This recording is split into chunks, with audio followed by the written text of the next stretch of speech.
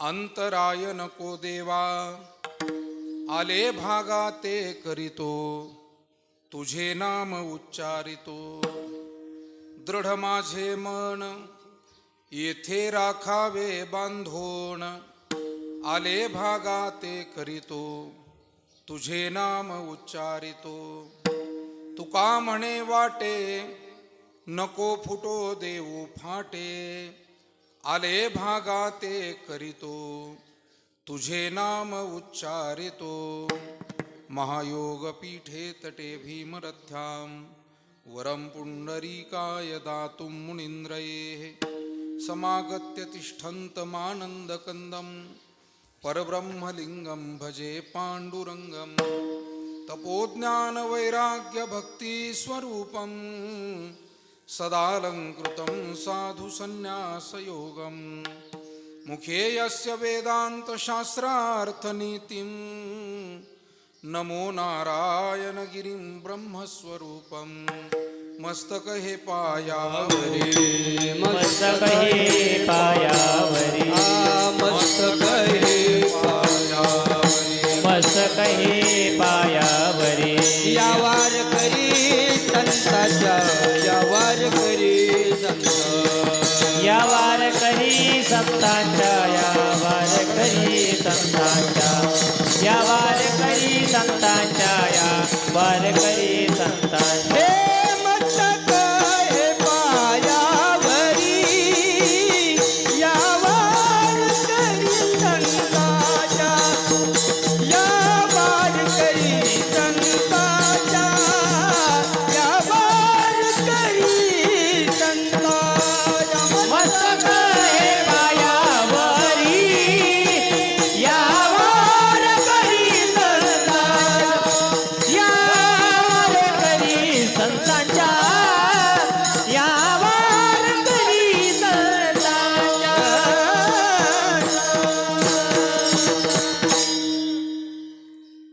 आता माझ्या भावा, अंतराय नको देवा, आले भागा ते करीतो, तुझे नाम उच्चारितो. संत श्रेष्ठ जगदवंदनीय जगद्गुरु श्री तुकाराम महाराज यांचा 4 चरणाचा हा अभंग आजच्या कीर्तन सेवेसाठी निवडलाय. या अभंगातून महाराजांनी भगवान पांडुरंग परमात्म्याकडे प्रार्थना केलेली आहे की आम्हा भाविकांच्या मनामध्ये जो भाव असतो, जी भक्ती असते, त्यामध्ये अंतर पडू देऊ नको.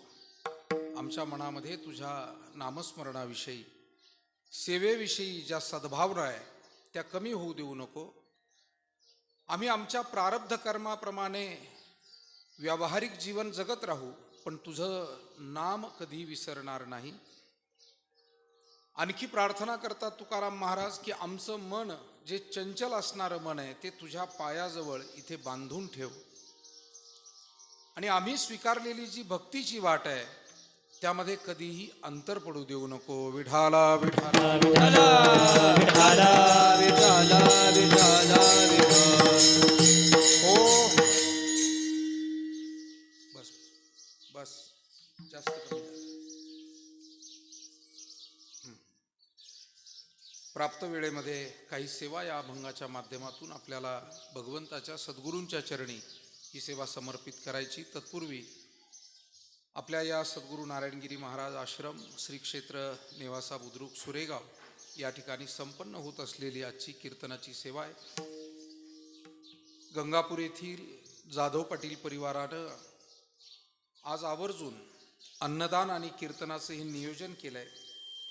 ज्यांच्या स्मरणार्थ आजची ही अन्नदान आणि कीर्तन सेवा आहे, कैलासवासी केशरबाई नाथा नरवडे या मातोश्रींच्या स्मरणार्थ श्री दत्तात्रय दौलतराव पाटील जाधव आणि सौभाग्यवती मंगलताई दत्तात्रय जाधव, अर्थात कैलासवासी केशरबाई नरवडे या सौभाग्यवती मंगलताई जाधव यांच्या आत्या होत्या आणि त्या आत्यांच्या स्मरणार्थ त्यांनी आज या ठिकाणी अन्नदान, विद्यार्थी असतील, भाविक असतील, आलेले आप्तेष्ट असतील, सर्वांसाठी अन्नदानाची सेवा आणि त्याला जोडून असणारी ही भजन कीर्तनाची सेवा या ठिकाणी आयोजित केलेली आहे. आजच्या या कार्यक्रमाच्या निमित्तानं आवर्जून उपस्थित झालेले जाधव पाटील परिवार आणि आमचेही परमस्नेही मेजर घोलपसाहेब पाथरे, तालुका राहता, त्याचप्रमाणे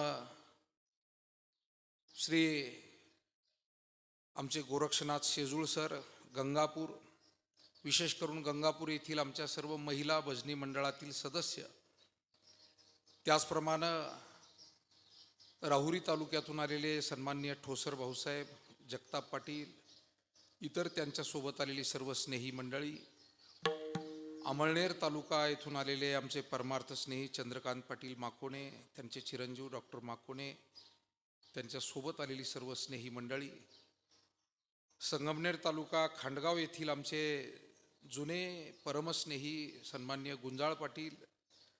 अर्थात आपल्याला ठाऊक आहे की आपल्या नेवासा बुद्रुक सुरेगाव रस्त्यावरती आमचे धनुभाऊ गुंजाळ यांनी एक चांगला उद्योग व्यवसाय या ठिकाणी सुरू केलेला आहे आणि म्हणून तेही उपस्थित आहेत. प्राध्यापक सन्माननीय रमेशराव शिंदे सर, सन्माननीय शेजूळ साहेब, त्याचप्रमाणे या कार्यक्रमासाठी आवर्जून उपस्थित असलेले जोडेगाव येथील आमचे शेजूळ पाटील, त्याचप्रमाणे भराडे पाटील, बालगावचे पोलीस पाटील सन्माननीय भागवत पाटील, आपल्या या सेवेमध्ये नेहमीच सक्रिय असलेले सन्माननीय नाचन साहेब, ननवरे सर, साईनाथ नगर येथून आलेले आमचे कुळेकर परिवार, नेवासा बुद्रुक येथून आलेले डवले पाटील, कोकणे पाटील, सर्व आमच्या या आश्रमाच्या भोवतालची भाविक मंडळी, नेवासा येथून आलेले आमचे जुने सहकारी नंदू पाटील गायके,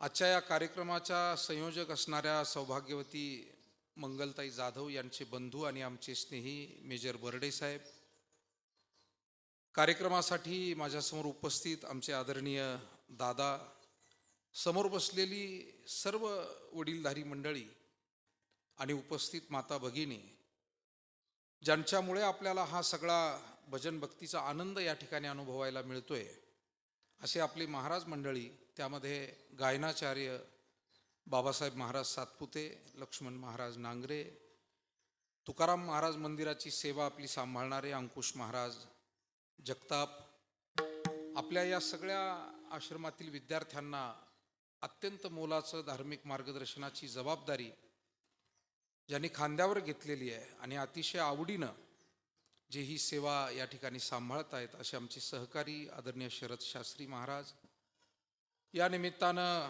भजनी मंडळातील आमचे सहकारी हरिभक्तीपरायण शिंदे पाटील, आपल्या सद्गुरू नारायणगिरी महाराज आश्रमाचे हे सर्व विद्यार्थी, मृदंगवादक विद्यार्थी, आपण सर्वजण या ठिकाणी उपस्थित आहात.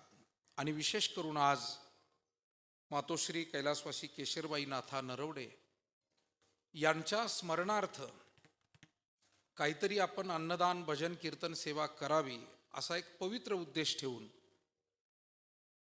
सन्माननीय जाधव साहेब, मंगलताई आणि त्यांच्या सगळ्या परिवारांनी, मुलांनी हा कार्यक्रम या ठिकाणी घडवून आणलेला आहे. साधारणपणे वर्ष सव्वा वर्षापूर्वी त्यांचं निधन झालं. वर्षश्राद्ध वगैरे मला वाटतं 1-1.5 महिन्यापूर्वी होऊन गेलं, महिनाभरापूर्वी.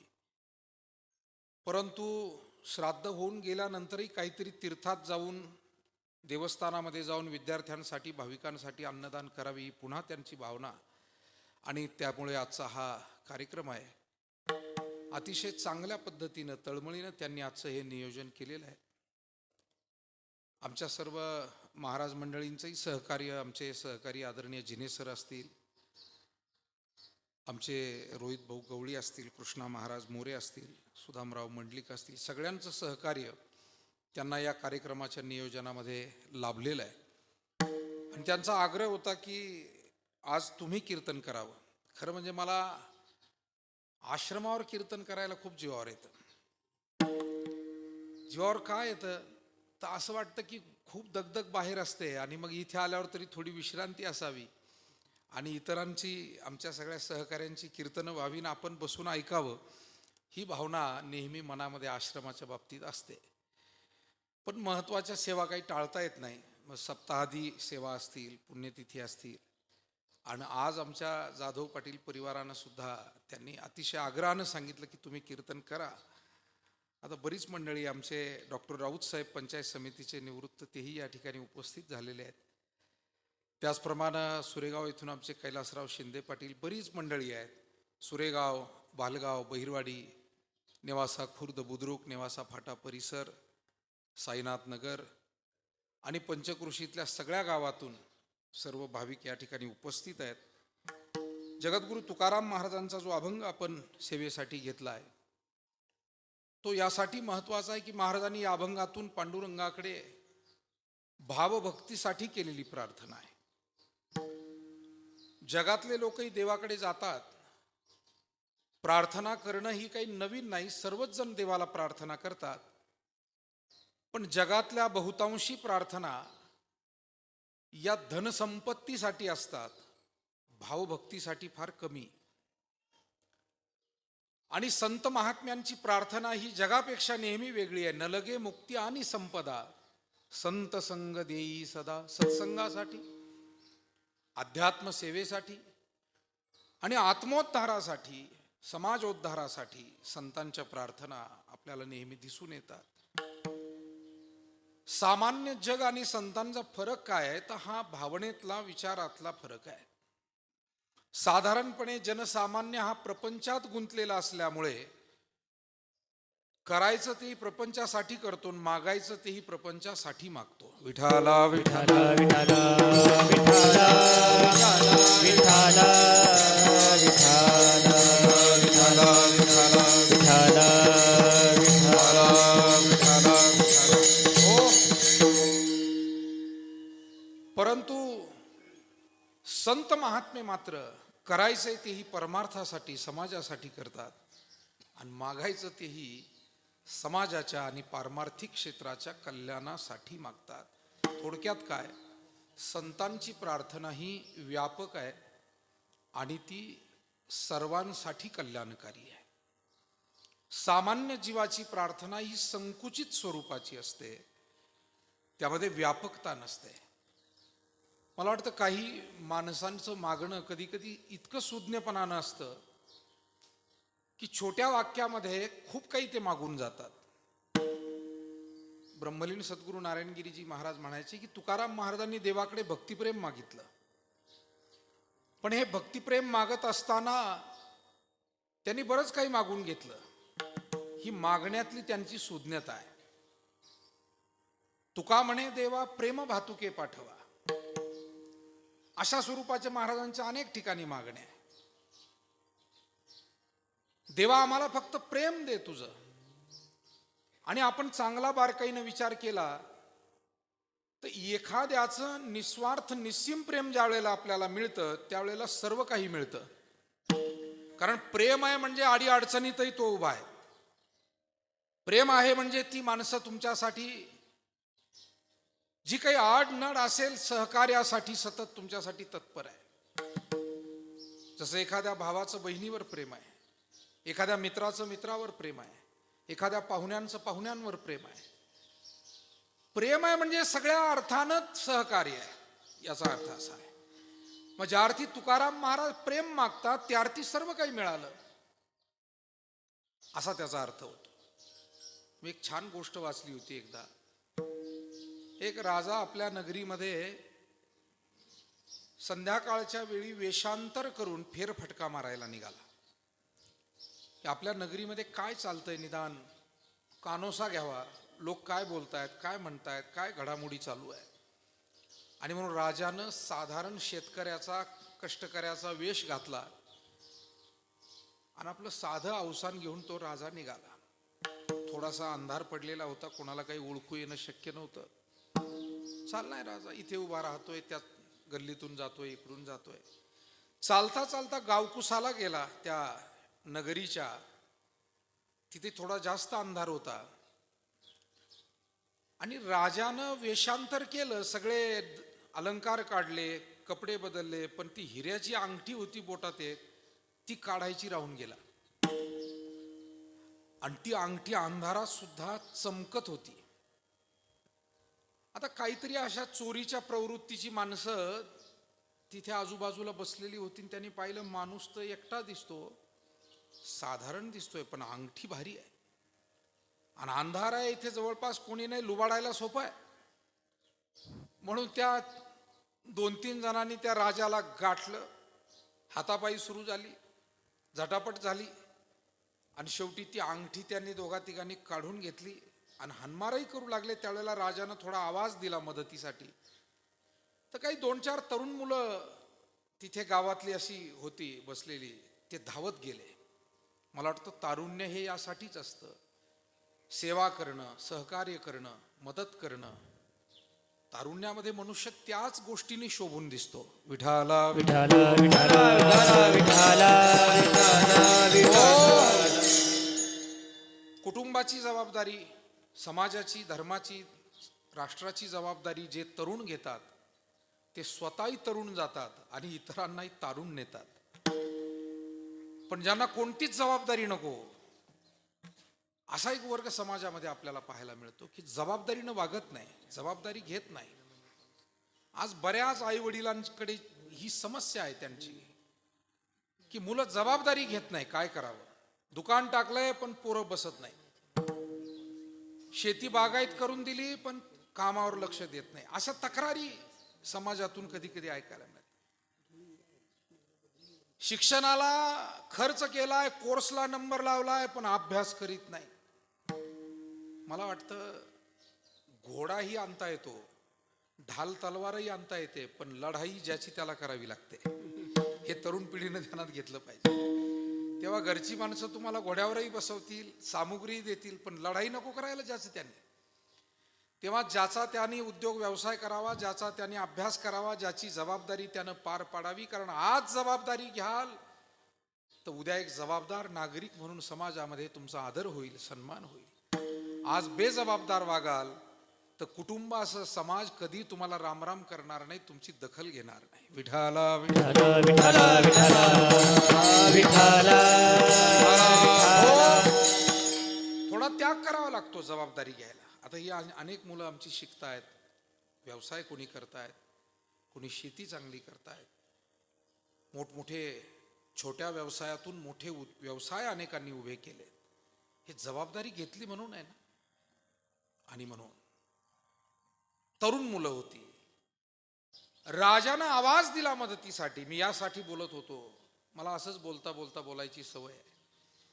माझी गोष्ट वेगळी आहे, पण गोष्ट सांगता सांगता याही कान गोष्टी सांगाव्याच लागतात, ज्या तुमच्या आमच्या कुटुंबाच्या, समाजाच्या हिताच्या असतात. आणि काही ना काही एखादा विचार जरी एखाद्या कुणाला पटला, रुचला, तरच ते कीर्तन कारणी लागलं. नाहीतर कीर्तन कशासाठी आहे? काहीतरी तुमच्या माझ्यामध्ये बदल घडावा, आपल्या सर्वांमध्ये बदल घडावा. मला वाटतं नोकरीमध्ये बदल्या होत असतात, ईर्ष्येनं पेटलेली माणसं बदला घेत असतात आणि वारकरी संप्रदाय हा बदलण्यासाठी काम करत असतो. इथे बदला घेण्यासाठी नाही, बदलवण्यासाठी. आपणही बदलायचं आहे, समाजामध्येही काही बदल घडून आणायचा आहे. आणि यासाठी उदात्त हेतून या गोष्टी, तुकोबारायांची गाथा, माऊलींची ज्ञानेश्वरी, सकल संतांचं हे वाङ्मय आम्हाला त्यासाठी प्रेरणा देत आहे. आणि म्हणून त्या तरुणांनी गेले, राजाला मदत केली, ते चोर पळून गेले. आणि तो राजा आहे हे त्या तरुण मंडळींनाही माहीत नाही. 2-4 गेले, त्याला सोडवलं. त्यांनी जाता आता सांगितलं, बाबांनो तुम्ही आलात म्हणून माझा जीव वाचला आणि त्याच्यामुळे सकाळी राजमहालाकडे या, मी तुमचा सत्कार करू इच्छितो. त्या तरुणांना बोलावून घेतलं राजाने. हे पहा, जशी नव्या पिढीची जबाबदारी आहे कर्तव्य करणं, तशी जुन्या पिढीची जबाबदारी आहे शाबासकी देणं. गोष्टीतून खूप शिकायला आहे. कोणतीही गोष्ट घ्या, प्रत्येक मुद्द्यावर, प्रत्येक टप्प्यावर शिकता येतं आपल्याला. म्हणून राजानं, मुलांनी त्यांची जबाबदारी पार पाडली. आता जबाबदारी राजाची होती. माहीत नाही यांना तो राजा आहे. सांगितलं राजमहालाकडे या, मी तुमचा सत्कार करू इच्छितो. त्यांना वाटलं असेल कुणी राजमहालातला सेवक तिथे राहणारा. हे मुलं सकाळी गेले, बोलावलं एवढं प्रेमानं, आग्रहानं, गेलं पाहिजे. पाहिलं तर स्वतः राजे साहेब त्यांच्या स्वागतासाठी पुढे आले आणि मग तिथे गेल्यावर हळूच त्यांच्या ध्यानात आलं की ज्या व्यक्तीला आपण रात्री मदत केली ते प्रत्यक्ष आपल्या नगरीचे राजे होते, आपल्यालाही कळलं नाही अंधारामध्ये. राजानं दरबारातल्या लोकांना रात्रीचा सगळा प्रसंग समजावून सांगितला की मी सामान्य माणसाचा वेश घालून गेलो, अशा पद्धतीनं फिरत होतो, चोरांनी मला अडवलं, अंगठी चोरून नेली, हाणमारही करू लागले, पण या मुलांनी माझा जीव वाचवला.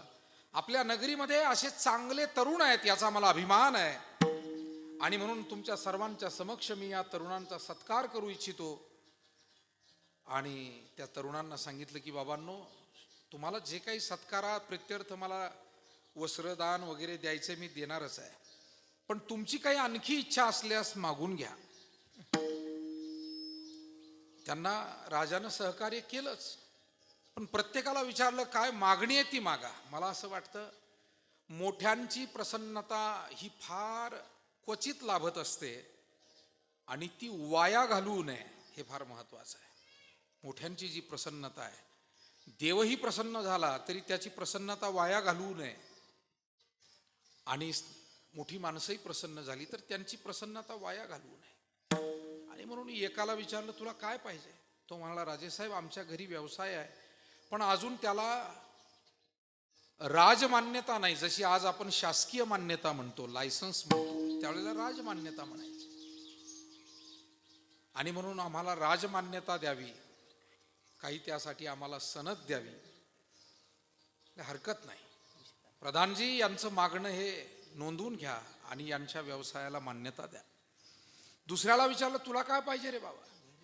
त्यानं सांगितलं खूप गरिबीचे दिवस मी काढतोय, मला जरा काही आर्थिक मदत झाली तर बरं होईल. सांगितलं याला चांगली आर्थिक मदत करा. तिसऱ्याला विचारलं तुझी काय अडचण. आता अडचणी अनंत असतात, कोणाची काय कोणाची काय. तो मला राजेसाहेब मी सगळा व्यवस्थित आहे, माझं घर व्यवस्थित आहे, पण माझं लग्न जमत नाही, ही माझी अडचण. अडचणी अनंत आहे. मी म्हटलो ना. तो म्हणला मी चांगला आहे, माझं घर चांगलं आहे, पण काय योग जुळत नाही. मला वाटतं कधी कधी या अडचणी आपल्या समोर असतात, पण प्राप्त काळ येईपर्यंत आपल्याला धीर धरावा लागतो. प्रत्येक प्रश्नाचं उत्तर आहे, फक्त काही प्रश्न काही काळानं सुटत असतात, काही प्रश्न काही प्रयत्नांनी सुटत असतात. मग आता कालांतरानं जो सुटणारा प्रश्न आहे त्याला आपण नुसतेच प्रयत्नावर अवलंबून राहिलो तर होत नाही. म्हणून प्रयत्नही करावे आणि काही अवधी द्यावा, काळही द्यावा, म्हणजे तो प्रश्न सुटतो. आणि म्हणून सांगितलं आपल्याच राजदरबारातील कोणा महत्वाच्या अधिकाऱ्याच्या कन्येशी याचा विवाह लावून द्या. त्याचाही प्रश्न सुटला. आता चौथा एक राहिला होता. त्याला विचारलं तुला काय पाहिजे रे बाबा. त्यानं सांगितलं राजेसाहेब घरी सगळे आम्ही काम कष्ट करतो आणि चांगलं चाललेलं आहे, मीही शिक्षण घेतो, शिक्षणही चांगलं चालू आहे. त्या काळी जी काही पद्धती होती शिक्षणाची, गुरुकुल वगैरे, तेव्हा मला काही नको आहे. नाही म्हणाले सगळ्यांनी मागितलं, तू काहीतरी मागितलं पाहिजे. खूप आग्रह केल्यावर त्यानं सांगितलं राजेसाहेब माझ्या घरी 4 दिवस दिवाळीला जर आपण यावर्षी आलात तर मला आनंद होईल. दिवाळीच्या सणाला मागे पुढे कधी 4 दिवस, दिवाळी झाल्यावर म्हणा, दिवाळीच्या आधी म्हणा, पण 4 दिवस दिवाळीमध्ये माझ्याकडे येऊन जा. प्रधानजी याची मागणी लिहून घ्या. आता आपण पाहिलं चौघांनी मागितलंय. एकाने सांगितलं व्यवसायासाठी आम्हाला मान्यता पाहिजे, मिळाली. दुसऱ्याला काय भांडवल पाहिजे, आर्थिक मदत पाहिजे, मिळाली. तिसऱ्याचं लग्न होत नाही, त्याची अडचण सुटली. चौथा जो होता दिवाळीचा सण जवळ आला आणि राजाने प्रधानजीला आठवण केली, प्रधानजी अहो तुम्हाला आठवण आहे की नाही, तो जो चौथा मुलगा होता त्याने आपल्याला त्याच्या घरी दिवाळीमध्ये बोलावलेला आहे, मग जाऊन तरी या, कुठे राहतोय काय पाहून तरी या. आणि मग प्रधानजी आणि काही महत्वाची मंडळी गेली. पाहिलं तर खेडेगाव, त्याचं अत्यंत खराब रस्ता, राहतोय ते झोपडीत राहतोय. आल्यानंतर सांगितलं राजेसाहेब दिवाळीत आपण जाणार कसे, रस्ताच चांगला नाही. म्हणाले मग पटकन तोपर्यंत रस्ता बनवून घ्या. आता हे काय आपल्याला नवीन सांगायला नको, राजा चाले तेथे वैभव सांगाते.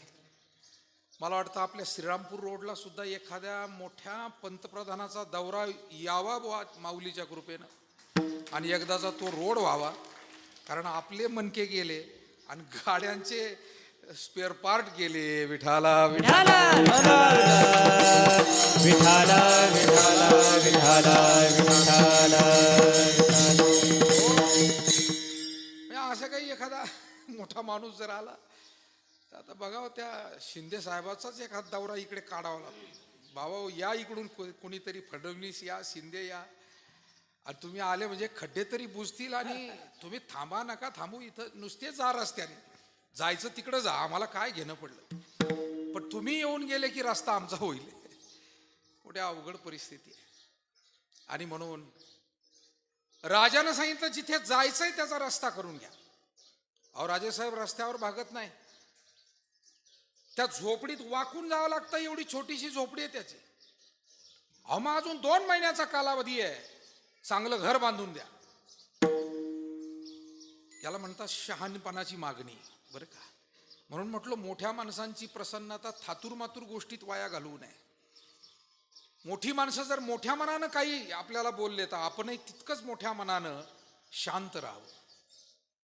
आणि म्हणून हाच समाजातला पूर्वीपासूनचा अनुभव आहे. आणि म्हणून त्याला घरही बांधण्याची तजवीज सुरू झाली रस्त्याचं कामही सुरू झालं. अनेक समस्या तिथल्या ज्या होत्या गावकऱ्यांच्याही समस्या मिटल्या त्याच्या व्यक्तिगतही मिटल्या.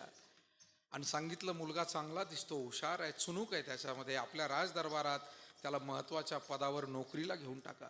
नोकरीवरही घेतला. दिवाळीलाही राजे 4 दिवस गेले आणि त्याच्या जीवनातल्या इतरही समस्या सुटल्या.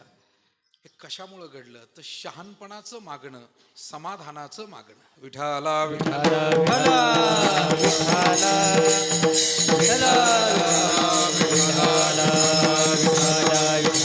कुंडली कवर हरी विठ्ठल ज्ञानदेव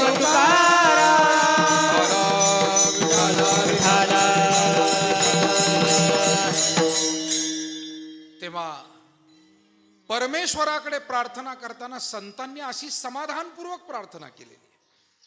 हे दे ते दे अमुक दे असं म्हणण्यापेक्षा तुझं प्रेम राहू दे. आणि त्याचं प्रेम राहिलं की सगळं काही देतो ना तो. कारण सर्व विश्वाचा सांभाळ करण्याची जबाबदारी आहे त्याच्याकडे. सर्व जीवमात्रांचा सांभाळ करण्याची जबाबदारी. नाथ महाराज म्हणतात ना सकळ जीवांचा करी तो सांभाळ सकळ जीवाचा करी तो सांभाळ सकळ जीवांचा करी तो सांभाळ सकळ जीवाचा करी तो सांभाळ तुझा मोकले ऐसे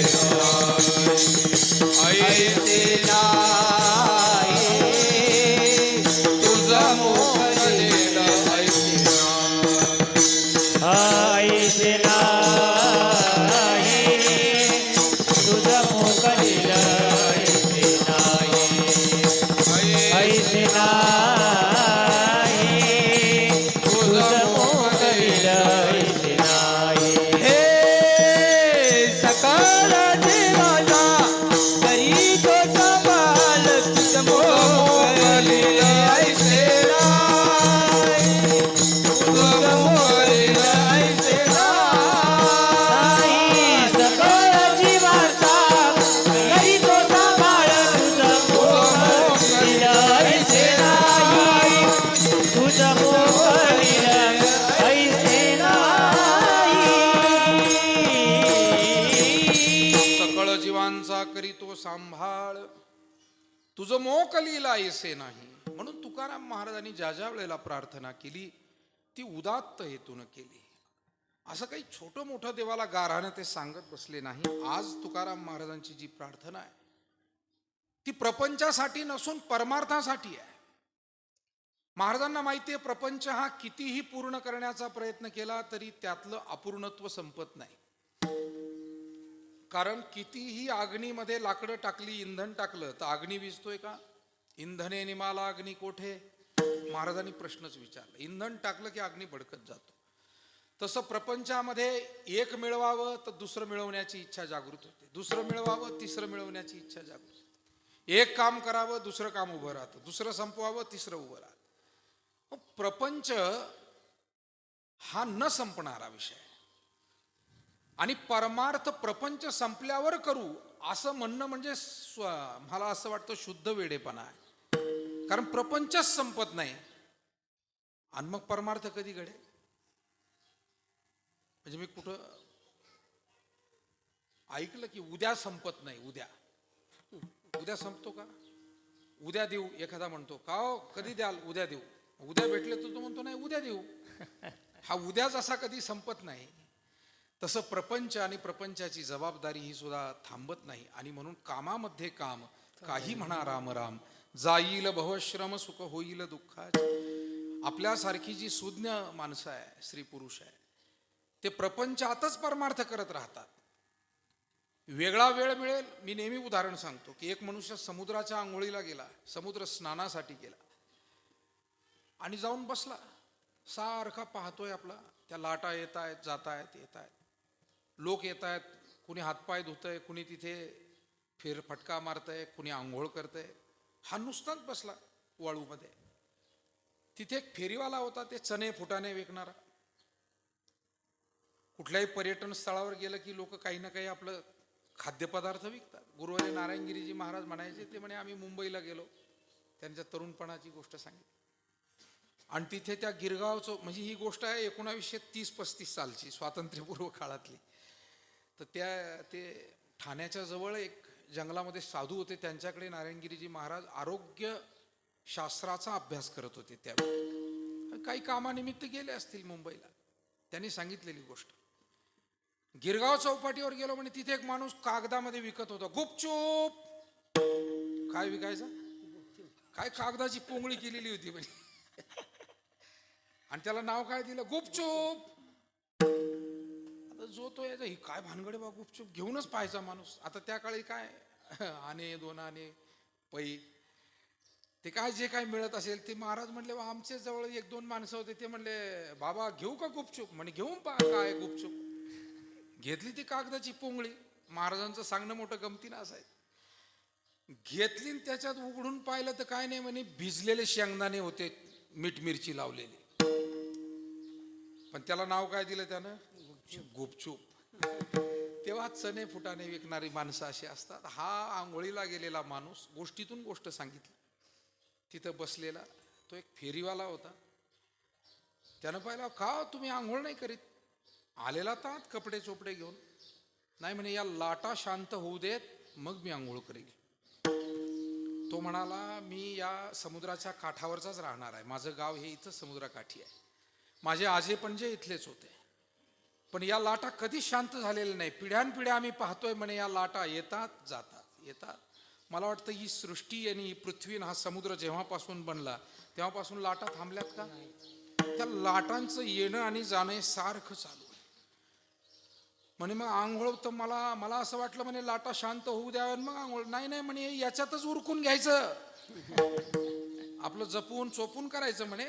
वाहून झालं असं काही करू नका, फार पुढे जाऊ नका. ते कोस्ट गार्ड असतात तिथे, ते सारखे ओरडून भोंग्यानं सांगत राहतात, पुढे जाऊ नका, भरती येते, अमुक होत आहे, जाऊ नका पुढे, पण याच्यातच आंघोळ उरकून घ्या. तसं काही लोक म्हणतात आता रिटायर झालं की मग परमार्थ करू. शेतकऱ्यातले काही जण म्हणतात एवढी पाईपलाईन झाली का मग करू, एवढ्या पोरीचं लग्न झालं का मग परमार्थ करू, एवढं पोरांचं एकदा सोयी लावून दिलं का मग परमार्थ. आता आपण सगळी मंडळी सुज्ञ आहात, आपल्याला माहिती आहे परमार्थ कामात काम करावा लागतो, तो करतच राहावा लागतो आणि तो वेगळा करावाही लागत नाही. आपल्या भावना चांगल्या असतील तर आपलं काम सुद्धा राममय होऊन जातं. सावता महाराज खुरपता देवाचं भजन करायचे आणि त्यांचा परमार्थ तिथे झाला. गोरोबा काका माती तुडवता देवाचं नाव घ्यायचे, त्यांचा परमार्थ तिथे झाला. तेव्हा परमार्थ वेगळा आणि प्रपंच वेगळा राहत नाही, पण त्यासाठी ती भावना तद्रूप तन्मय असली पाहिजे. भजन करावे वेळोवेळा, भजन करावे वेळोवेळा, भजन करावे वेळोवेळा, भजन करावे. हा संसारी असावे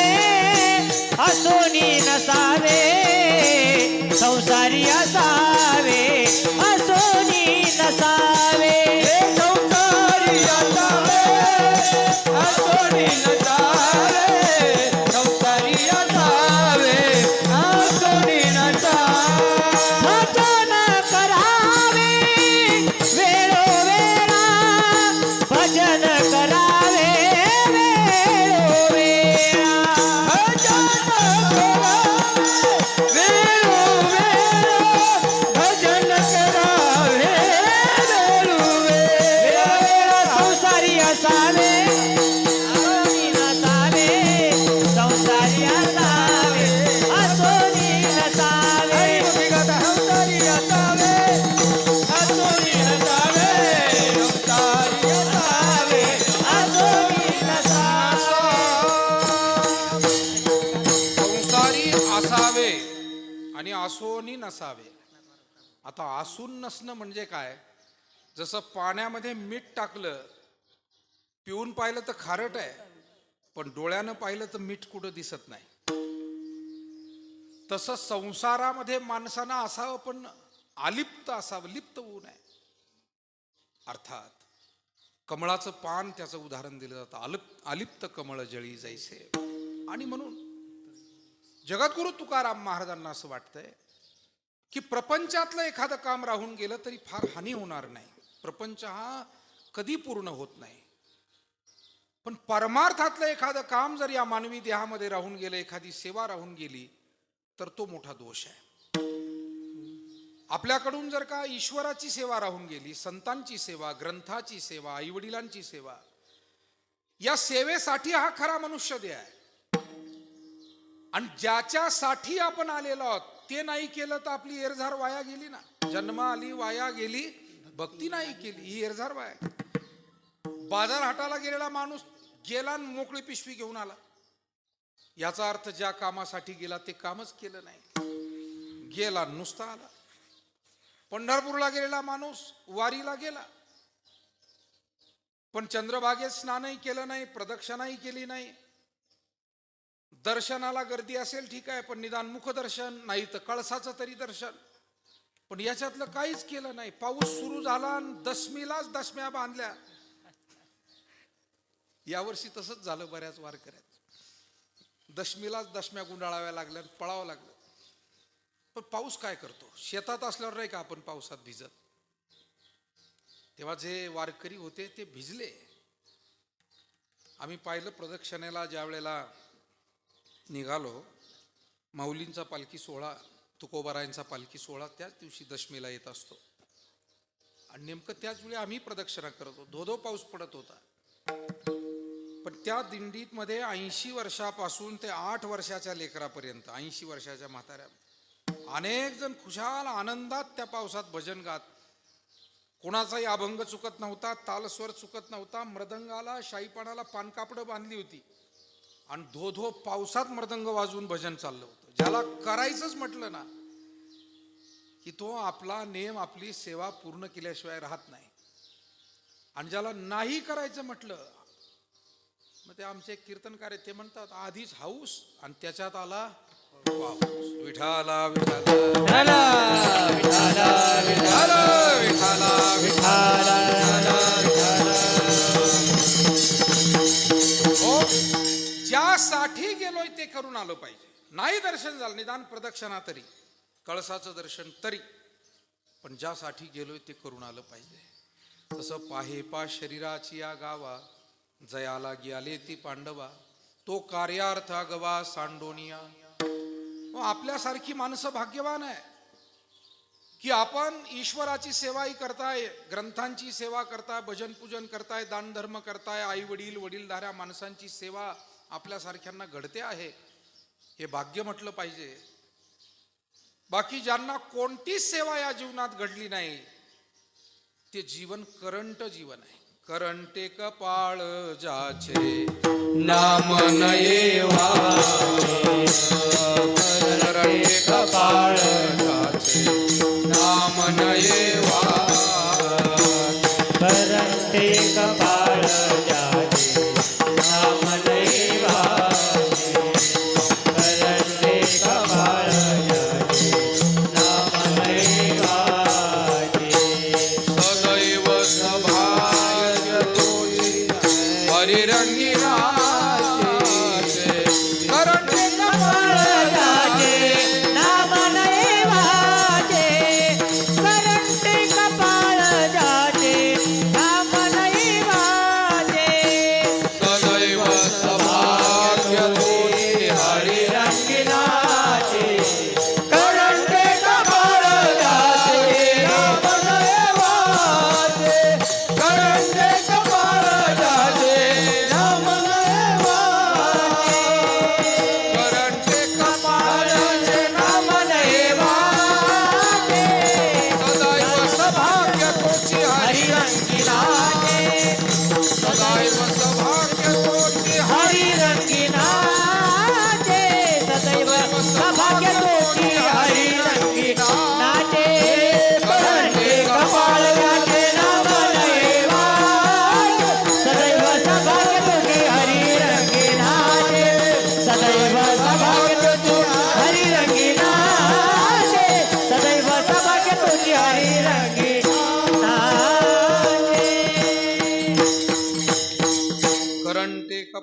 ज्याचे नाम नये वाचे सदैव सभाग्य तोची हरिरंगिनाचे. आणि म्हणून तुकोबाराय आज परमार्थासाठी प्रार्थना करताय. देवा आम्ही जी तुझी काही सेवा करतो आहोत ती मनोभावे घडली पाहिजे.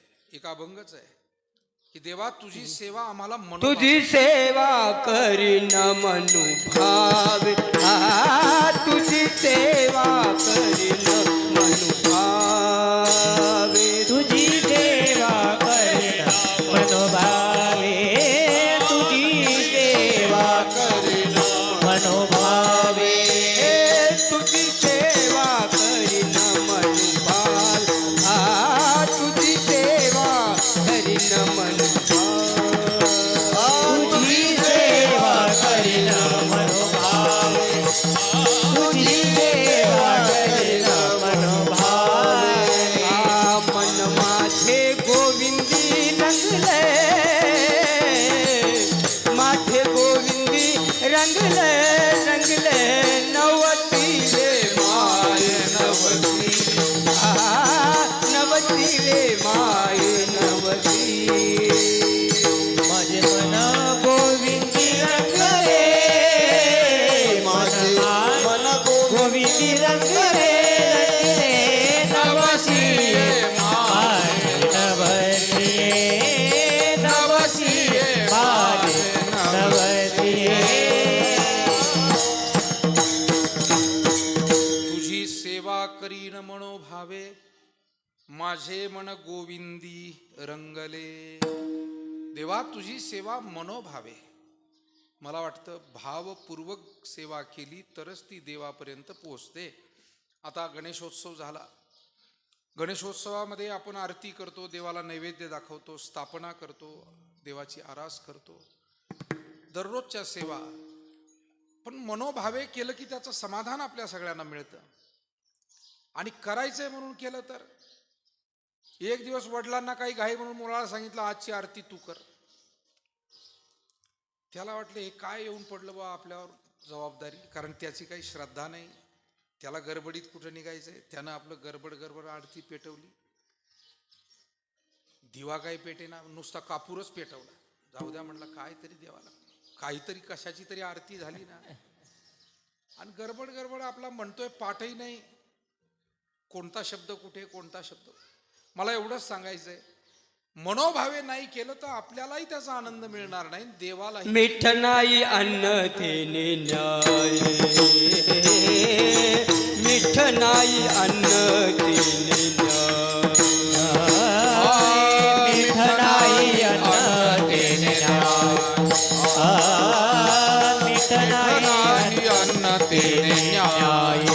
तू का म्हणे अवघे फिरके भावनीन, तू का म्हणे अवघे फिरके भावनीन, तू का म्हणे अवघे फिके भावनीन, तू का म्हणे अवघे फिके भावनीन. मिठ नाही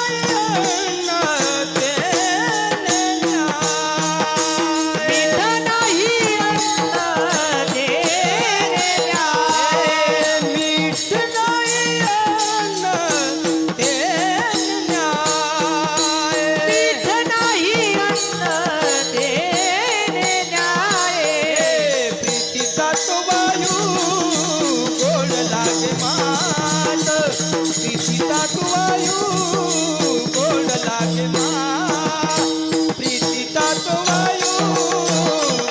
लागे मात, प्रीतीचा तो वायू गोड लागे मात. तुका म्हणे फिके अवघे भावावीन, मीठ नाही अन्न तेने न्याये. भावाशिवाय भजन भक्ती म्हणजे मिठाशिवाय पक्वान्न. आता मीठच भाजीला घातलं नाही, किती चांगली फोडणी दिली, चांगल्याच्या हातानं दिली, तरी कसं काय चव लागेल. रुचिनेदी अन्न ज्यात नसता लवण. आणि म्हणून तुकाराम महाराज पांडुरंगाकडे गेले आणि प्रार्थना केली, देवा आमच्या अंतकरणात जी भावना आहे ती वाढीस लागू दे. पण ती कमी होऊ देऊ नको, त्यामध्ये अंतर पडू देऊ नको. अभंगाचं पहिलं चरण. आता माझ्या भावा, आता माझ्या भावा, आता माझ्या भावा, आता माझ्या भावा, आता माझ्या भावा, आता माझ्या भावा, आता माझ्या भावा, आता माझ्या भावा, आता माझ्या भावा, अंतराय नको देवा, अंतराय नको देवा, आले बागा ते करी तो, आले भागा ते करी तो, अंतराय नको देवा, अंतराय नको देवा, आले भागा ते करी तो, आले भागा ते करी तो, हे आता माझ्या भावा, अंतराय नको देवा, अंतराय नको देवा, अंतराय नको देवा, अंतराय नको देवा, अंतराय नको देवा, अंतराय नको देवा. आता माझ्या भावा, अंतराय नको देवा. माझ्या भावनेमध्ये अंतर पडू देऊ नको. परमार्थामध्ये भावबळ महत्वाचं आहे. भाव शब्दाला बळ शब्दाची पुष्टी दिलेली आहे ज्ञानोबारांनी. भावबळे आकळे एरवी आकळे, कर्तळी आवळे तैसारी. भाव सुद्धा एक बळ आहे. भावबळे विष्णुदास नाही नाश पावत, हे तुकोबराय सुद्धा भाव शब्दाला बळ शब्दाची पुष्टी जोडतात. कारण भावापुढे बळ नाही कोणाचे सबळ. भाव हे एक असं बळ आहे की जगातलं कोणतंही बळ त्याच्या पुढे निष्प्रभ आहे. जेव्हा भगवान नरसिंह प्रगट झाले खांबातून आणि हिरण्यकश्यपूला मारलं, आधीची गोष्ट सांगत नाही माहिती आहे म्हणून, हिरण्यकश्यपूला मारलं, त्याचं वरदान जे काही होतं ते पूर्ण करून त्याला मारलं. नरसिंह असं रूप घेतलंय. तो म्हणाला होता पशुकडून मरण नको, माणसाकडून नको, घरात नको, बाहेर नको, शस्त्रानं नको, अस्त्रानं नको, दिवसा नको, रात्री नको, सगळे वरदानं पूर्ण करून त्याला संध्याकाळी मारलं. पण मारल्यानंतर भगवान नरसिंह हे अत्यंत क्रोधायमान झालेले होते. ब्रह्मलीन पूज्य सद्गुरू नारायणगिरीजी महाराज हा प्रसंग दरवर्षी आमच्या गावी सांगायचे. नरसिंह जयंतीचं त्यांचं दरवर्षी कीर्तन, म्हणजे जवळजवळ 50-60 वर्ष ते कीर्तन कधी चुकलं नाही. नरसिंह जयंती 4 ते 6 कीर्तन राहायचे, संध्याकाळी 4-4:30 सुरू व्हायचे. तो प्रसंग 62 वर्ष केलं महाराजांनी. विठाला विठाला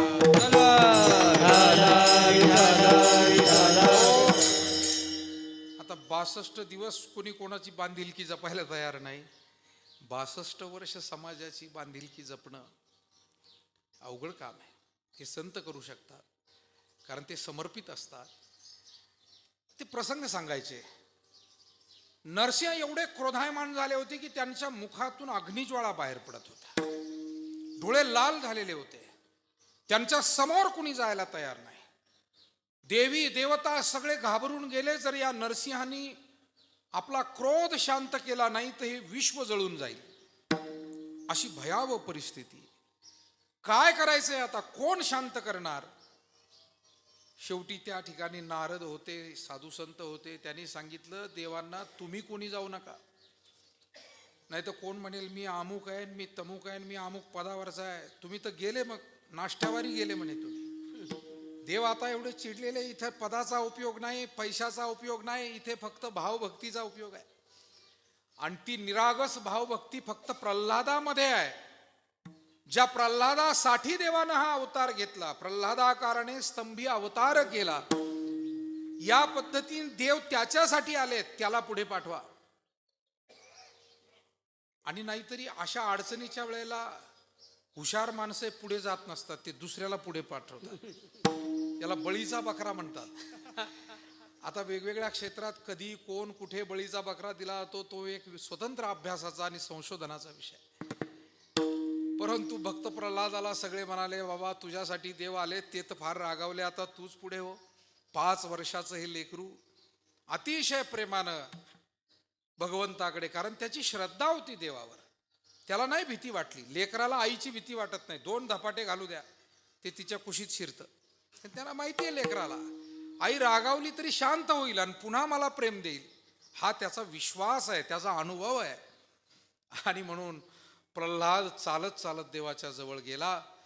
आणि महाराज वर्णन करतायत, नाम प्रल्हाद उच्चारे, नाम प्रल्हाद उच्चारे, दया सोडवी नरहारी, तया सोडवी नरहारी, उचलून घेतला कडिये भरी, उचलून घेतला कडिये भरी, भक्ती सुखे निवाला, भक्ती सुखे निवाला, भक्ती सुखे निवाला, भक्ती सुखे निवाला, नाम बरवया बरवंत, नाम बरवया बरवंत, नाम बरवया बरवंता, नाम बरवया बरवंता, नाम प्रल्हाद उच्चारे, नाम प्रल्हाद उच्चारे, दया सोडवे नरहरी, दया सोडवी नरहरी, उचलून घेतला कडियेवरी, उचलून घेतला कडियेवरी, भक्ती सुखे निवाला, भक्ती सुखे निवाला, भक्ती सुखे निवाला, भक्ती सुखे निवाला. भगवान नरसिंह शांत झाले, कारण प्रल्हादाकडे कोणती शक्ती होती? भावबळ. भावबळ, त्याच्याकडे कोणतंच बळ नव्हतं. लहान लेकरू आहे, बुद्धीचं बळ म्हणाल तेही नाही, ज्ञान म्हणाल ते अजून प्राप्त झालेलं नाही, ब्रह्मज्ञान नाही, साधारण ज्ञान नाही, पण भाव होता, प्रेम होतं. आणि गुरुवर्य महाराज गोष्ट सांगायचे म्हणाले, बाप किती मोठा ऑफिसर असला, पण लेकरानं जर का हाताला धरलं, बाबा बसा माझ्या बरोबर, त्याला बसावं लागतं. कारण प्रेम प्रीतीचे बांधले, ते न सुटे काही केले, पदरी घाली पिळा, बाप साठी निर्मळ बाळा. महाराजांनी किती बारीक बारीक प्रसंग आपल्या समोर हे ठेवलेले आहे. तेव्हा भाव महत्वाचा आहे हे तुकोबारायांना माहिती होतं. या जगामध्ये काही बळांची गरज आहे. आता 12 वाजून गेले, आपलंही बोलणं जास्त बळ सांगायला गेलो तर ते बळच सांगितल्यासारखं होईल. पण काही बळ जगामध्ये आपल्याला वापरात दिसतात.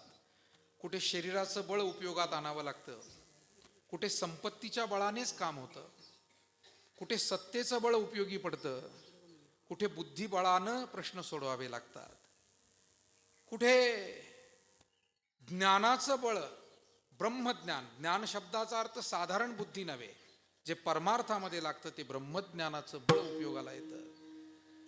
पण मला वाटतं या सगळ्या बळांमध्ये तुलना केल्यास, आता तेवढा वेळ माझ्याकडे नाही की प्रत्येक बळाची भावबळाशी तुलना करायला,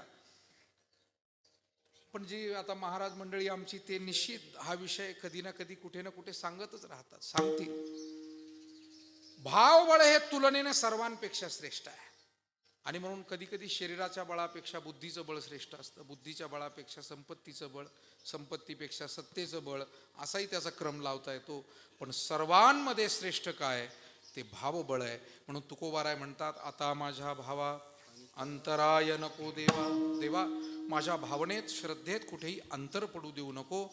मग मी माझा प्रपंच हा जसा काही नियतीनं माझ्या समोर ठेवलेला आहे, आले भागा ते करीतो, तुझे नाम उच्चारितो. प्रारब्धाप्रमाणे प्रपंचही करू, पण तुझं नाम मात्र सोडणार नाही. त्या नामस्मरणाचा ध्यास घेऊन आम्ही जीवन जगू. पण देवा एक अडचण आहे, हे नाम घेण्यासाठी आणि हा भाव तुझ्या चरणी राहण्यासाठी एक प्रतिबंध आहे, तो म्हणजे मनाचा. मन चंचल आहे, त्याचा मूळ स्वभाव चंचलता आहे आणि चंचलतेमुळे ते एका जागी स्थिर राहत नाही. बहुचंचल चपल जाता येता न लगे वेळ. आणि आपल्याला माहिती आहे चंचलतेतून काही प्राप्त होत नाही. अभ्यासाला जरी मुलं बसली पण मन लावून वाचलं तर ध्यानात राहील, मन लावून लिहिलं तर ते उपयोगात येईल. कोणतेही काम सुद्धा मन लावून केलं तरच त्याचा उपयोग होईल. पण मन जर का इकडे तिकडे भरकटत राहिलं मग मात्र त्याचा उपयोग होत नाही. बऱ्याच वेळेला असं होतं, म्हणजे तुकोबारायांनी सांगितलेली गोष्ट आहे. म्हणाले कधी न पोथीला येणारा माणूस पोथीला आला आणि तो पुराणिक पोथी सांगायला लागला. पण सांगायला लागल्यानंतर आता जुना वयस्कर माणूस तो पुराणिक, भली मोठी त्याची दाढी थेट पोटापर्यंत आलेली दाढी, जुना पुराणिक पोथी सांगणारा, आणि सगळेजण काहीतरी भावपूर्वक प्रसंग तो पोथीतला सांगत होता. सगळे भाविक रडत होते. हा नवीन आलेला तर जास्त रडत होता, धाय मोकळूनच रडायला लागला. तुकाराम महाराज म्हणले हा आजच आला आणि एवढा भक्तिभाव कस काय निर्माण झाला. त्याला विचारलं नंतर, बाबा तू का रडत होता. त्याला त्या पुराणिकाची दाढी पाहिल्यावर त्याचे शेळ्या बकऱ्या बोकड आठवायला लागले. देखोनी पुराणिकाची दाढी रडेस पुंदे नाक ओढी. तुकाराम महाराजांनी गाथेत सांगितलेला दृष्टांत या. देखोनी पुराणिकाची दाढी रडेस पुंदे नाक ओढी. रडू काय लागला, काय करू लागला. आणि मग तो मधून मधून पुराणिक सांगायचा, दोन तत्व आहे ब्रह्मा आणि माया. हा मान डोलायचा बरोबर आहे, दोनच शिंग आहे माझ्या बोकडाला. म्हणजे त्याचं सांगणं काहीतरी चाललं आणि याचं मन याच्या शेळ्या मेंढ्यातच रमलेलं. एखादा शेतकरी आहे शेतात रमलेलं, एखादा व्यापारी असेल तर व्यापारात मन रमलेलं. मी नेहमी गोष्ट सांगतो की एक व्यापारी कापड्याचं दुकान आणि येऊन बसले कीर्तन ऐकायला पुढं. जुन्या काळची गोष्ट. आता संध्याकाळचं कीर्तन 9 ते 11चं. 9 ते 11 म्हणजे काय, जेवण बिवण करून मग कीर्तनाला लोक बसायचे. त्याच्यामुळे निमे ऐकायचे, निमे झोपायचे. ही पूर्वीची गोष्ट होती. म्हणून हल्ली सप्ताहवाल्यांनी सगळ्यांनी सुधरून घेतलं, आधी जेवण देऊ नका. एक तर आधी जेवण दिल्यावर 2 तोटे, जेवल्यावर अर्धे घरी निघून जातात. पण ते आता आमच्या भालगावचं काय अजून होईना. 7 ते 9 सगळे झाले, थोडेफार राहिले. आता घेतील हळूहळू. काही ठिकाणी जरा दमाचे निर्णय असतात आणि एकट्याच्या मनावर नसतं ना कोणाच्या, तो भाग असतो. पण अन्नदानाला कुठं कमी पडत नाही. कार्यकर्त्यांची मनं मोठी झाली पाहिजे. फक्त गाव मोठेच आहे सगळे, कार्यकर्त्यांची मनं जिथं कोती आहे तिथे अजून 7 ते 9 होत नाही. विठाला विठाला. गाव कोणतंच कमी नाही, एकापेक्षा एक गावं चांगली आहे. कार्यकर्तेच कंजूस आहे काही ठिकाणी. एवढे लोक कुणी जेव घालायचे. अरे बेट्या, तू इतके दिवस तुझ्याही घरी जेव घातले रे, गावात तर जेव घालू दे. तिथे आडवा होतो का तू. काही आडवेच आहे, कुठेही जा. आणि म्हणून 7 ते 9 आता सुरेगावला केलं मागच्या वर्षापासून. सरांनी सगळ्यांनी पुढाकार घेतला. किती सगळं गाव जेवतं, काही कमी पडत नाही. आणि अन्नदानाला तर कोणीच मागे पाहत नाही. सगळे माणसं अन्नदानासाठी, तुम्ही कोणालाही म्हणा हाक मारा, माणसं उभे राहतात. खुरपायला जाणाऱ्या महिला सुद्धा अन्नदानाच्या पंक्ती घेतात. गावोगाव आम्ही पाहतो. तेव्हा हे फक्त जे कोणी ठोकळ असतात ना अडचणीत, त्यांच्या आहे. विठाला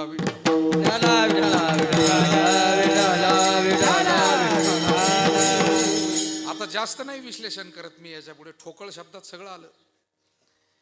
तेव्हा प्रत्येक गावचा सप्ताह उत्साहाने होऊ शकतो. नकारात्मक विचाराच्या माणसांनी एक तर घरी बसलं पाहिजे, नाही तर विचार बदलून घेतले पाहिजे, सकारात्मक केले पाहिजे. तरच त्या ठिकाणचं स्वरूप बदलेल आणि तिथला आनंद पंढरीसारखा होईल. आनंद होईल. लेकरं येतील, बाळं येतील, महिला येतील, गरीब येतील, तरुण येतील, वाढण्याच्या निमित्तानं येतील. पंढरी निर्माण होईल, आनंद होईल. चांगल्या गोष्टी का स्वीकारू नये आपण. पूर्वीच्या काळचं 9 ते 11चं कीर्तन. आता 9 ते 11 म्हणजे 2 धोके. एक तर पंगत आधी राहायची, अन्नदान त्याही वेळी भरपूर होतं, परंतु जेवून अर्धे झोपायला जायचे. कीर्तनाला किती? जेवायला 500 आणि कीर्तनाला 50. त्याच्यामुळे लोकांनी सुधरून घेतलं आता, जिथं कीर्तन 7 ते 9 करायचं आणि जागेवर जेवण द्यायचं. त्याचा परिणाम असा झाला की जिथे 50 लोक जमत होते तिथे 5-5 हजार लोक जमायला लागले. होय होय, मी अतिशयोक्ती सांगत नाही, वस्तुस्थिती सांगतो.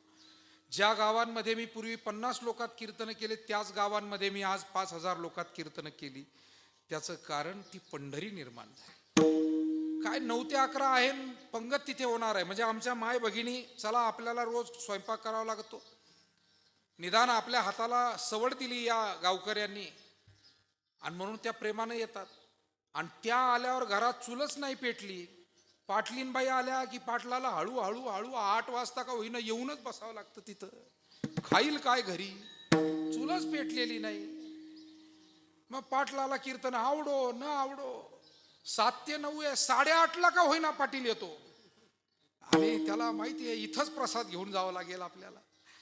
तेव्हा मुद्दा एवढाच आहे मायबाप हो, चांगल्या गोष्टीचा स्वीकार केला पाहिजे, त्याचा आदर केला पाहिजे. कारण या 7 ते 9 तरुणांना परमार्थात आणलं, गोरगरिबांना अन्नदान दिलं, आणि या ज्या माता भगिनी रोज हाताला चटके घेऊन आपल्याला जेव घालतात, एक टाइम जर त्यांच्या हाताला विसावा आपण दिला तर ही एक मोठी सेवा होते. विठाला विठाला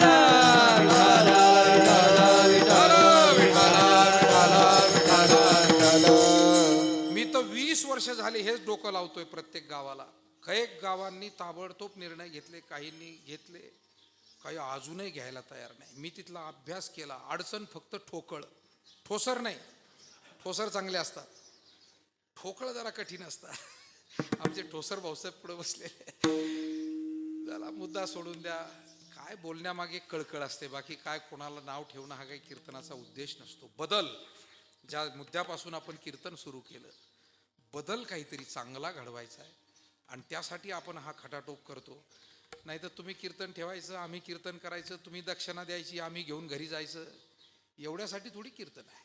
आपल्याला काही आनंद घ्यायचा आहे, आनंद द्यायचा आहे, चांगल्या विचारांची काही देवाणघेवाण करायची, आणि संसारामध्ये थकणारा भागणारा जो जीव आहे त्याला कुठेतरी या भजन भक्तीचा विसावा प्राप्त करून द्यायचा आहे. हे खरे हेतू या कीर्तनाचे आहे. जाशी तरी जाई संताची या गावा, आणि होईल विसावा तेथे म्हणा. विसावा मिळतो या भजन भक्तीमध्ये. तेव्हा गोष्ट यासाठी सांगत होतो, गोष्टीतून गोष्टी सांगण्याची माझी अशीच सवय आहे. त्याच्यामुळे गोष्ट, मूळ गोष्ट, पण ती गोष्टीतून गोष्ट सांगणं तितकं सोपं नाही. मूळ गोष्ट जर विसरला तर संपला नाही का. कारण ते सर्कशीमध्ये असं झोक्याहून दुसऱ्या झोक्याला धरायचं, पण ते अवघड काम असतंय ना. या झोक्याचे हात सोडले पण पुढचा झोका हातात नाही आला तर मग ते जरा अवघड जातं. मुद्दा एवढ्यासाठी सांगतो की चित्तामध्ये जे आहे तेच माणसाला आठवतं, आणि भाव असेल तर देव आठवतो. कापडाचा दुकानदार, ध्यानात आहे ना तुमच्या, तिथून सुरू झालेलं आहे. आपण कीर्तनात आणून बसवला. 9 ते 11चं कीर्तन होतं, त्याला सवय नव्हती, तो झोपी गेला. आणि झोपी असा गेला की त्या बसल्या बसल्या त्याला स्वप्नही पडायला लागलं. बरं, स्वप्न कोणती पडतात? माऊली म्हणतात, जागेपणी आपण जे चिंतन करतो ते स्वप्न आपल्याला पडतं. जागता जवासी जे, जेने ध्याने भावना भावी जे, डोळा लागत घेवो देखीजे त्याची स्वप्ने. गिराईक आलंय, कापड पसंत केलं, 10-5 कापडं दाखवली, कापड पसंत केलं, द्या फाडून, जे काही 2-2.5 मीटर 3 मीटर जे काही मागितलं असेल. आता योगायोग असा की कीर्तनकाराला सत्कार म्हणून एक नवीन उपरणं घातलं होतं संयोजकांनी. त्यांनी आपलं ते समोर ठेवलं. त्यांचं एक उपरणं कमराला बांधलेलंच होतं, एक नवं सत्काराचं खाली ठेव. आता स्वप्नातल्या गिरायकानं कापड फाडून मागितलं, आणि त्या दुकानदाराने, त्या शेठजीनी खऱ्यातलंच उपरणं टर्कन फाडलं. आणि फाडल्यावर आजूबाजू म्हणे, ओ शेठजी काय केलं? नाही म्हणे, 3च मीटर फाडलं बरोबर. म्हणजे शेठजी शरीरानं कीर्तनात, पण मनानं कुठे? दुकानात. तेव्हा कोणी मनुष्य असो, जोपर्यंत आपण आपल्या मनोभावे त्या सेवेत, 10 मिनिटाची आरती असू द्या देवाची, पण मनोभावे सहभागी व्हा, आपल्याला त्याचा अति आनंद मिळतो. तो आनंद शब्दात सांगता येत नाही. पारायण असू द्या, पारायणात मनोभावे आपण पारायण केलं त्याचा खूप आनंद मिळतो. भजन असू द्या, श्रवण असू द्या, वाचन असू द्या, चिंतन, ध्यान, जे काही आम्हाला आध्यात्मिक सेवा करायची. आणि म्हणून आता माझ्या भावा अंतराय नको देवा, आले भागा ते करीतो तुझे नाम उच्चार. दृढ माझे मन येथे राखावे देवा, हे मन इकडे तिकडे जाऊ देऊ नको, तिथे बांधून ठेव. आणि सर्वात महत्त्वाची प्रार्थना तुकोबाराय करतात, देवा आम्ही पत्करलेली स्वीकारलेली जी वाट आहे, ती वाट कधीही आमच्या हातून निष्ठू देऊ नको, त्या वाटेला फाटे फुटू देऊ नको. कारण जीवनामध्ये वाट ही विचारपूर्वक निवडायची असते, आणि विचारपूर्वक निवडलेली वाट ही किती कष्ट झाले तरी त्या वाटेनं चालत राहायचं असतं. सैनिकाला कष्ट होत नाही का लढाई करताना, पण त्याचं काम तो करतो. शेतकरी तर सगळे बसलेले इथे, शेतकऱ्याला किती कष्ट आहे. म्हणून तर आपल्या देशामध्ये जय जवान जय किसान असं भारताचे माजी पंतप्रधान शास्त्रीजी यांनी हा संदेश घोषणा दिली होती. त्यांनी हा नारा दिला होता, घोषणा दिली होती. जवानाला कष्ट आहे, शेतकऱ्याला कष्ट आहे, पण ते त्यांची जबाबदारी कधी सोडत नाही. तसंच देवाधर्मामध्ये सुद्धा ज्यानं जी जी सेवा पत्करलेली आहे ती सेवा करत राहावी. आणि त्यासाठी तुकोबाराय म्हणतात, देवा आमच्या वाटेला फाटे फुटू देऊ नको. अभंगाचं शेवटचं चरण.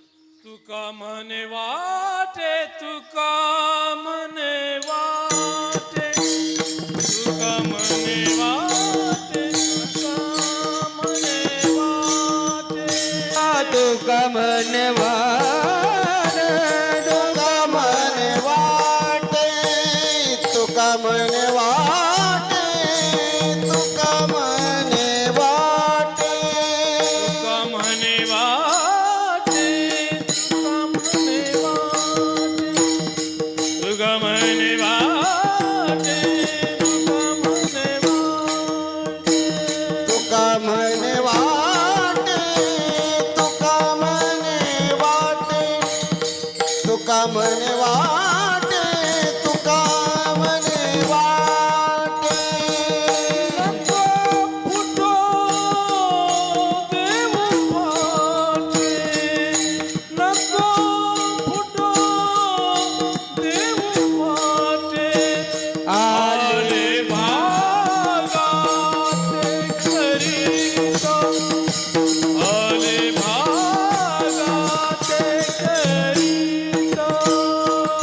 नको फुटो देव फाटे, नको फुटो देव फाटे, आले भागाते करीतो, आले भागाते करीतो. तुझे नाम उच्चारितो, आ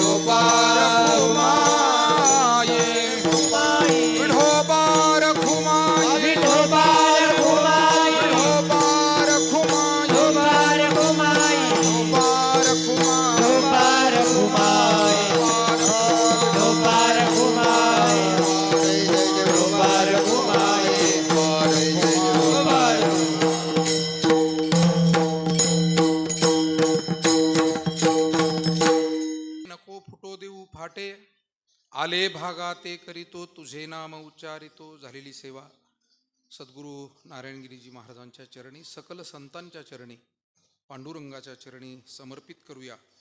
आज आपल्या सद्गुरू नारायणगिरी महाराज आश्रम श्री क्षेत्र नेवासा बुद्रुक सुरेगाव या ठिकाणी संपन्न झालेली ही कीर्तन सेवा आणि ज्यांच्या स्मरणार्थ आजची सेवा झाली त्या मातोश्री कैलासवासी केशरबाई नाथा नरवडे यांच्या स्मरणार्थ श्री दत्तात्रय दौलतराव जाधव, सौभाग्यवती आमच्या गंगापूर भजनी मंडळातील सदस्य सौभाग्यवती मंगलताई दत्तात्रय जाधव यांच्या पुढाकारातून, त्याचप्रमाणे त्यांचे चिरंजीव श्री नितीनराव दत्तात्रय जाधव, श्री प्रशांत भाऊ दत्तात्रय जाधव, संपूर्ण जाधव परिवार, या परिवाराचे आलेले सर्व आप्तेष्ट, विशेष करून सद्गुरू नारायणगिरी महाराज या भक्त परिवारातील